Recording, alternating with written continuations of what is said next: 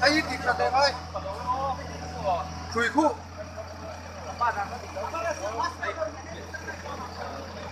Asiam rem thế nghe mà free pi ra kha ô mà sẽ ác chế lên em mà tụi con rồi rồi kinh tụi rồi sẽ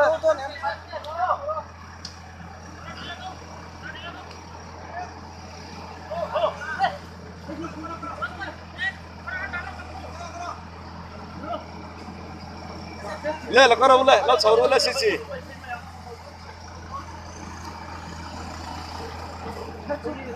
Hitachi khat rang ve toro se